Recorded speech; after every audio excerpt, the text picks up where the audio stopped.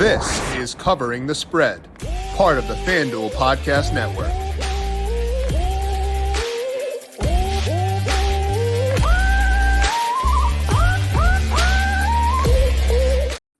Most of the key free agents across the NFL have now found their new teams, and it is time to break down what it all means from a futures betting perspective. We have Ryan Williams on today talking about the key signings, what it all means, and trying to identify some values in the futures market at FanDuel Sportsbook. Later on, I'll talk some NASCAR in Bristol to round things out. This is Covering the Spread right here on the FanDuel Podcast Network and FanDuel Research. My name is Jim Sonis. I am a managing editor of digital media for FanDuel Research. Joined here to kick things off by Ryan Williams. Check him out on Twitter at RyanAlexander_W. Ryan, it is a delight to have you on the show for today. How you doing? I'm doing great, Jim. It's always a delight to be on with you, given the Covering the Spread family. Some of our takes, which can be hot and spicy at times. We kind of talked pre-show. I think I got some spicy ones today, but we'll see. This is the best time, right? It's so fun. You had asked me about when was the best time to be on, and at Monday I was kind of already kicking myself because I was like, man, maybe I should have told Jim Tuesday or Wednesday, seeing how this tampering period has gone. But no, I think we've had a lot of stuff come to the fold, which has made a lot of stuff interesting. The books are, putting out some fun lines for us to get on at this point in time. So happy to chop it up with you. Yeah, I mean, the number of signings that occurred Monday was aggressive because I have my win total model built out, but that means that every time there is a signing, I have to go subtract that player from the team that he left and add him to the other team. So it's two levels. I have two separate models because I found that blending the two together is going to be the best result. So I have to run two at the same time, which means I have to update Bobby Wagner leads the Seahawks. I have to update the Seahawks in one model, Seahawks in the second model, Commanders in one model, and Commanders in the second model. And it took me an hour yesterday to get through all this stuff. And that was after I'd already gotten through all the Monday and Tuesday stuff. So it's I don't got time for all this. They got to slow down at some point. Yeah, and it is interesting. I think the NFL, as they always do, they'll look at things, they'll kind of, weigh the pros and cons, et cetera. But I've seen it both ways. I mean, the tampering period is fun because it gives us, a 3-day period of all this news that kind of makes stuff relevant for the fantasy players, dynasty players, et cetera.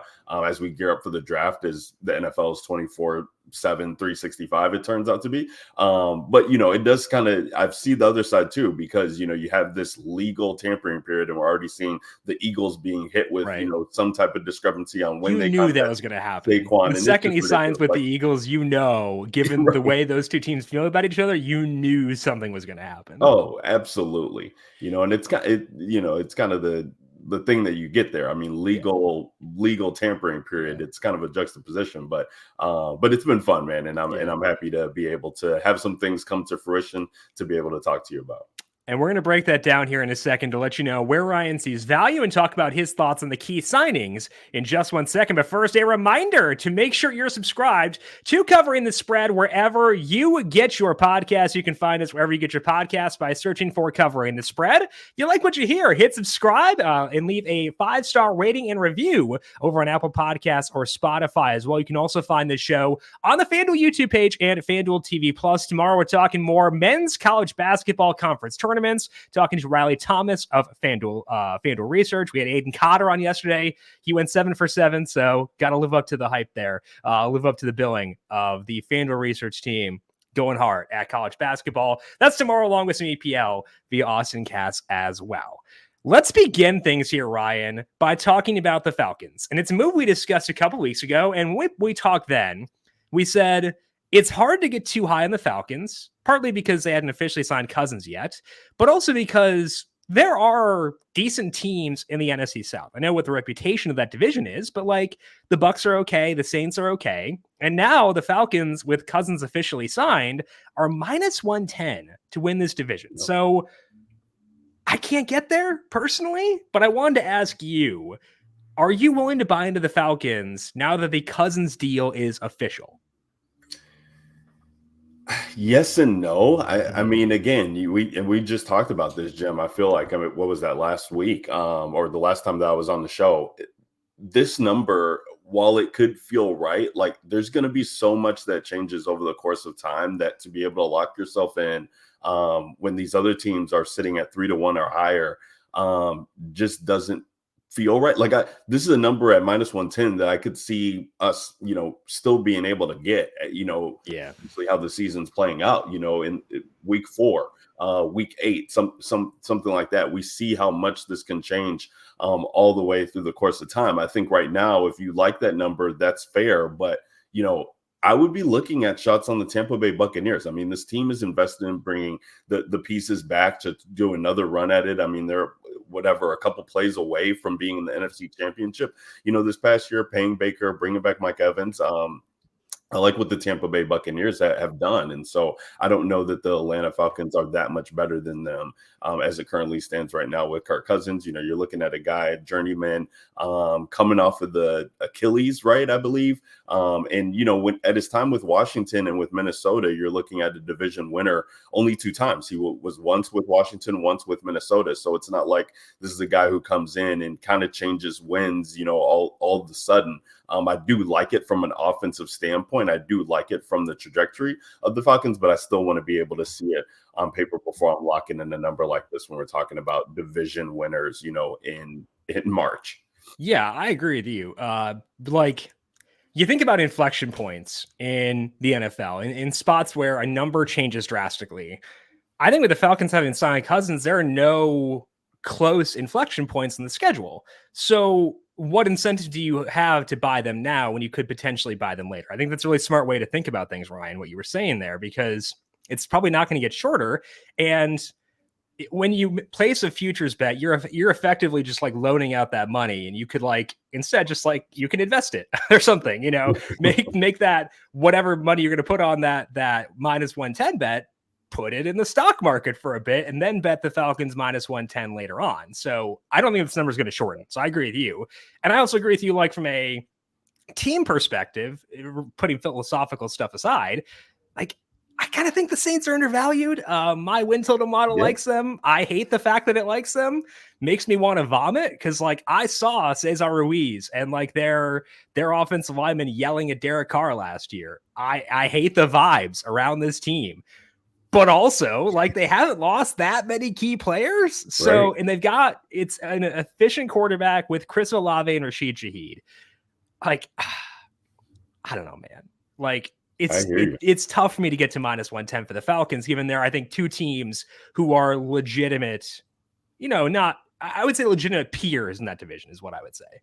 Yeah. No, that makes a ton of sense, Jim. And just to kind of put it into a different perspective here, when we're looking at division winners and where the odds stand right now, the Falcons are the 3rd highest favorite, or however you want to word that. Only the Chiefs and the 49ers have better or have worse odds to win the division, however you want to put it that way. It's kind of crazy to think about. And this happens though, because of the nature of the news coming in and where bets are going and kind of how to put that in perspective. Everybody else, as division winners are seeing plus money. So that's what makes me want to stay away from Atlanta as well. Well, one of the divisions where there is no team that is a runaway favorite is the NFC North. And this is a fascinating division from top to bottom. The Lions are the favorites at +130, but the Packers brought in Xavier McKinney. They got Josh Jacobs. Think that's kind of a, parallel or, a horizontal move for there with Aaron Jones.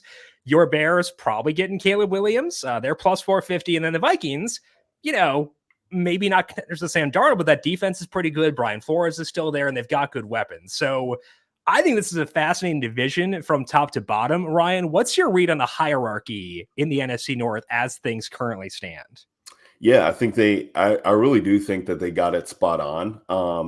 Honestly, and, not to let the homerism kind of shake out or to placate that at all. Let it breathe.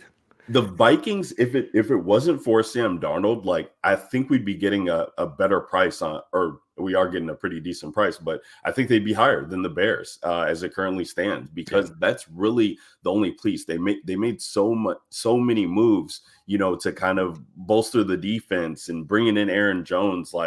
if they had still had Kirk Cousins, like we'd be looking at this team completely different.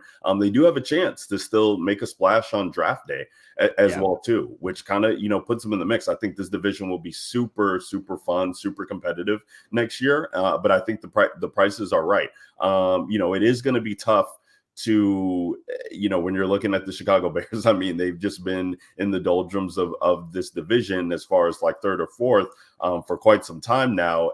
But bringing in Caleb Williams, if they're able to bring in a wide receiver, they still might not be done with free agent signings. I mean, they definitely are trying to, make moves. And I think it's interesting for these other three teams outside of Detroit that we can see that teams are preparing for, battling Detroit.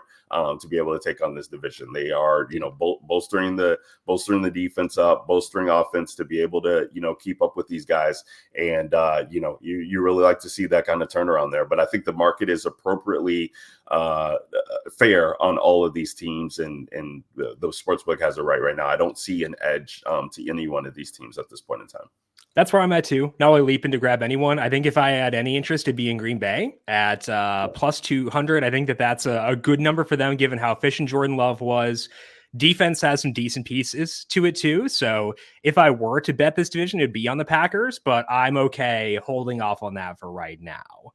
Let's talk about the Eagles. No longer having Jason Kelce, no more Fletcher Cox, but they did add Saquon Barkley. You mentioned the tampering stuff with that potentially, but they added Bryce Huff as well. Pretty good pass rusher on late downs. CJ Gardner-Johnson back with the Eagles.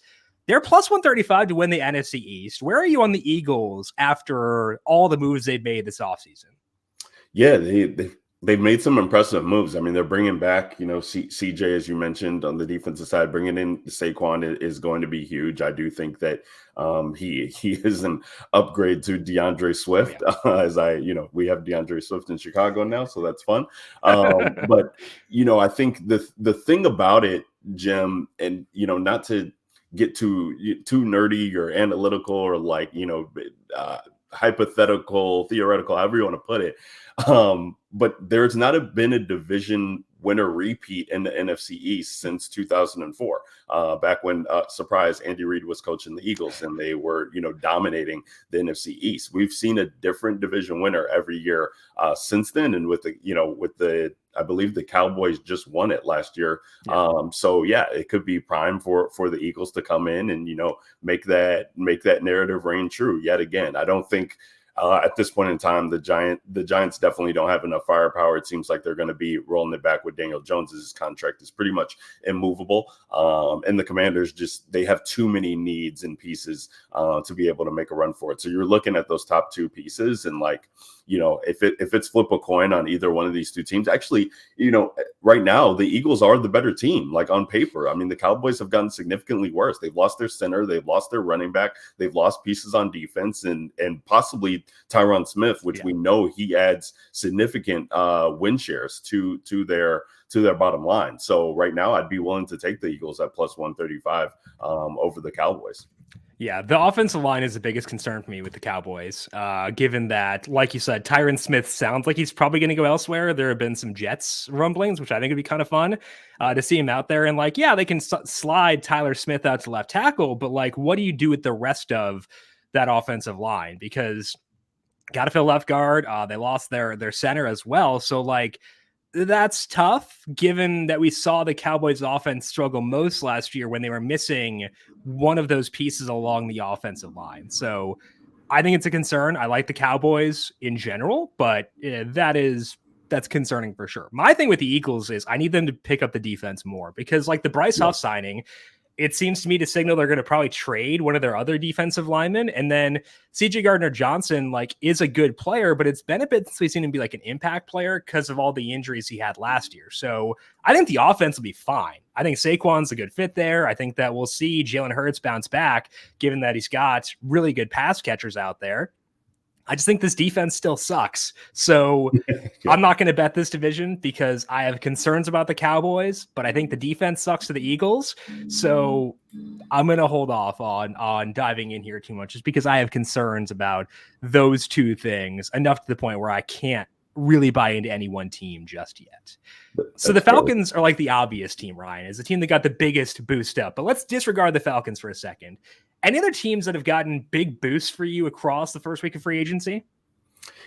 Yeah, big boosts. I'm not really sure if we're at that point in time just yet. There's been some intriguing boosts and one-offs, but I do like what Houston's been doing on their side. And I think, when we're looking at the futures market, and maybe Super Bowl isn't their time right now, but I think, taking shots of them to be AFC champion at 11-1, like let's roll with it. I mean, they have the quarterback. You love exactly what they're doing on defense. I mean, getting Daniel Hunter in there with Will Anderson is going to be just lights out.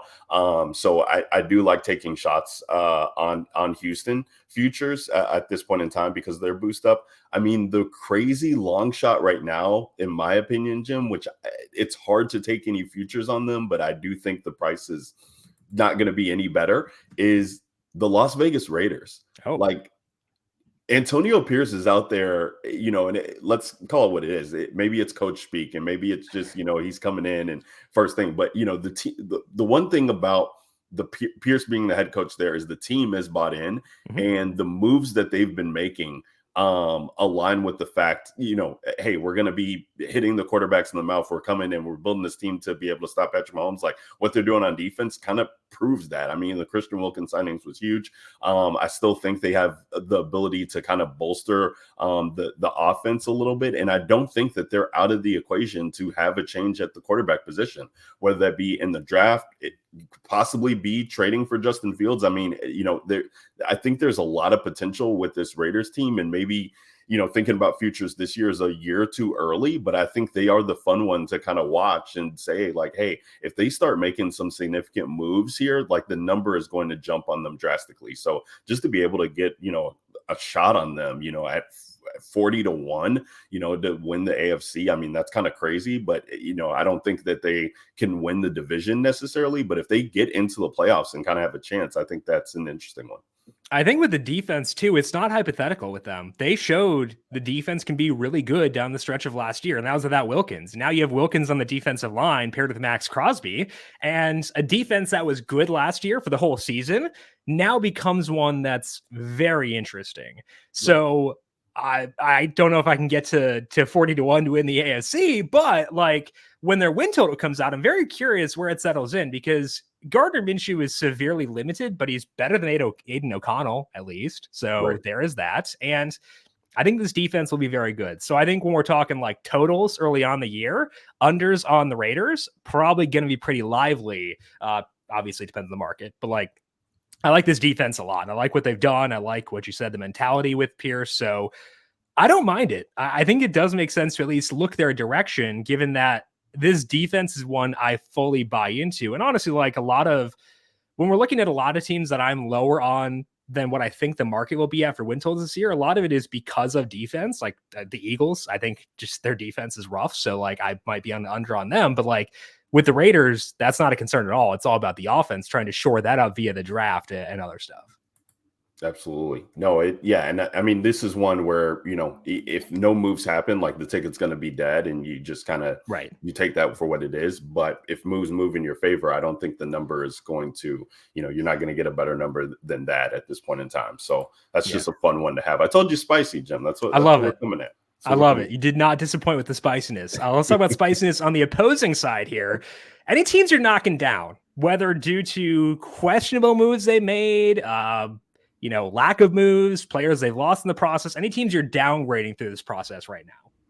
Yeah. I mean, if we look at the state, and, hate to keep it on the AFC, but like the teams who are supposedly supposed to be competing with Kansas City at the top, what are we doing? I mean, the Baltimore Ravens, like, getting Derrick Henry, I think that's a huge boost to the offense there.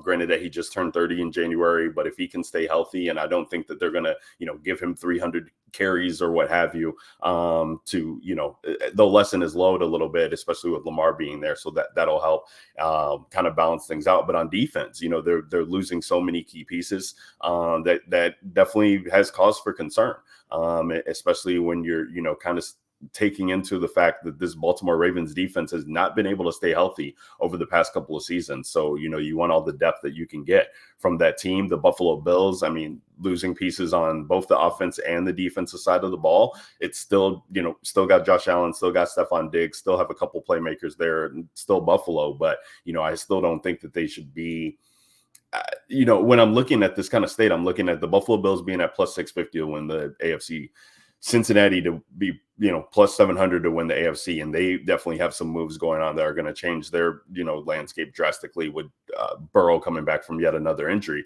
The Houston Texans being at 11-1, that's what puts me on them. It's like, I don't know if these teams should be that much better and numbers wise than the Texans or the Dolphins for that matter. The Jets, like you're saying, they're going out and making moves. I don't know if we can, necessarily trust what's going to happen with Aaron Rodgers, I guess, going forward. But, all of these other teams, I say that to say, like, definitely would rather take shots on these teams that have double digit, odds to win the AFC than trying to, take these teams that have shown us on paper that they kind of are taking a step back when we should be seeing these teams who are right on the cusp be more aggressive, in my opinion. So, yeah, I think the state of the AFC contenders is really what has me down at this point in time. Yeah, it's a lot in the AFC. The T. Higgins move would stink if it happened for the Bengals. That would be annoying. Bills definitely getting downgraded. I think, it really is really about the Chiefs and the Ravens at the top. But then even like the second tier in the AFC, I'm not seeing a whole lot that I love right now. Like the Dolphins have lost a lot of pieces. The Jets, their quarterback might run for VP. The Chargers have not added a field stretcher yet at wide receiver. Like, add somebody who is fast. One person who has run a sub 4.5 40 within the past decade. Like, that's all I want. Just one guy. I like what they've done with Will Disley. I like what they've done with Gus Edwards. That's cool. Right. But like, get me one dude who has run a 4.5 in the last decade. Just one. I'm not asking that much. And so I think it's about both. Harbaugh, Jim. I mean, he could probably run a 4.5. Get some milk and a cheeseburger into him, and that dude's probably booking. I think that's a good call. But outside of that, it's there. The AFC disappointed me, so I think that your takeaway is correct there. Any other futures you're eyeing before we close up shop for today, Ryan? Yeah, at this point in time, outside of the the big three, Super Bowl, conference division, really haven't took too much time to dabble into futures. Kind of want to let things shake out. I do think, getting in on some season awards kind of props right around the time that the draft rolls in is going to be of interest to me, because I think that's really when we can start locking in value and kind of see where the state of things look, as there's not too many moves to be made after that time.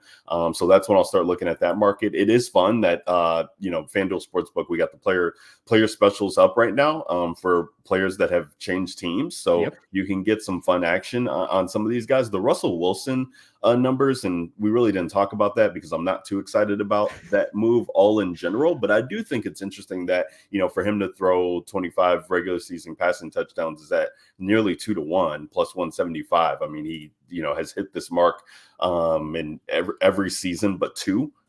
Since coming into the NFL, and just did that, with the Broncos was so much in disarray. And I think that, getting benched, exactly. Maybe there's a resurgence here with Arthur Smith, and we can see, things come into the fold, and, it still is Russell Wilson. So I'm willing to take a shot on close to 2-1 for a number that feels really low for a player of his for his caliber and what he's put on paper. But yeah, I think it's fun to just dabble into these other markets and kind of get ahead of the game. But yeah, once the draft rolls around, I'll start to go heavy in on some of these awards.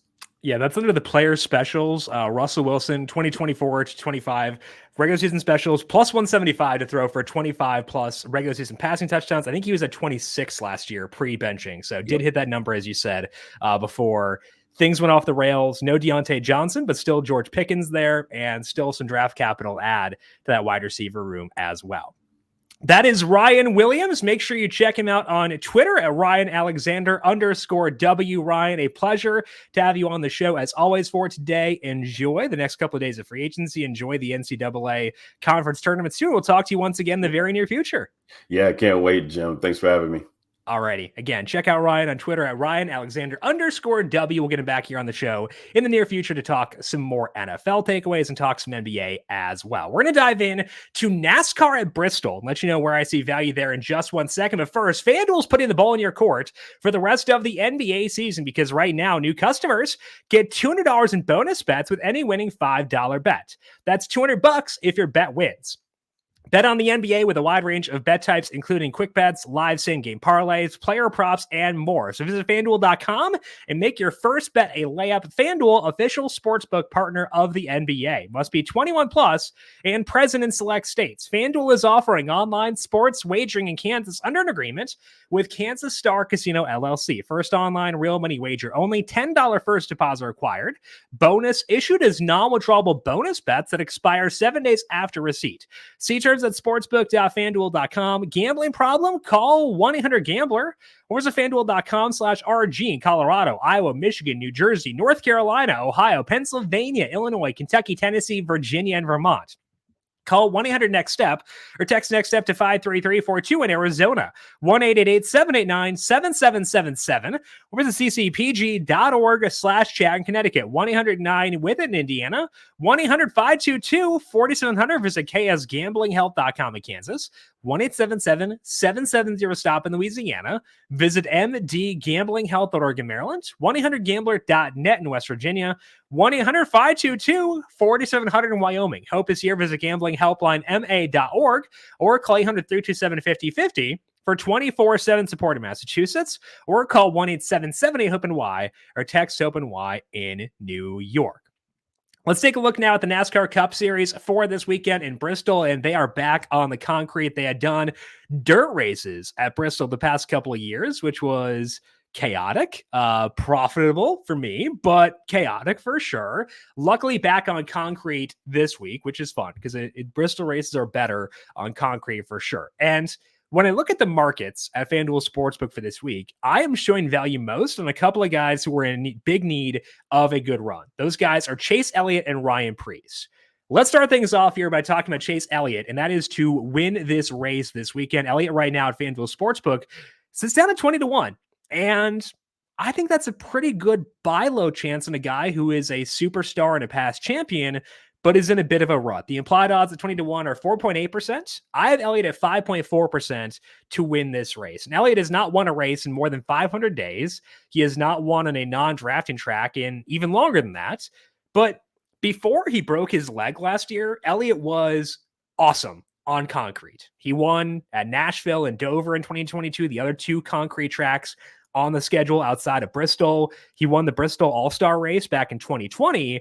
So we know that concrete is a good surface for Chase Elliott. And we saw that a bit too after his injury last year. He finished 4th in Nashville. He finished 7th in Bristol. So even though his form was down, he still ran pretty well on concrete.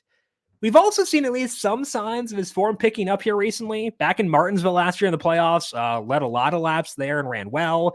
He had speed last week in Phoenix, qualified well, ran well at the early part of the race. So I think that Elliott is slowly getting back to his old form.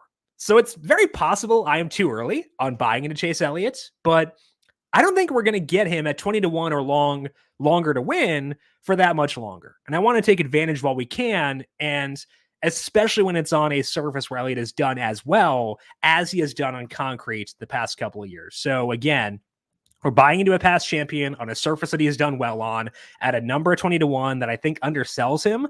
So although the form is still pretty rough, I think now's the time to buy in to Chase Elliott. So 20-1 to me, a good number to bet Elliott at to win this week in Bristol.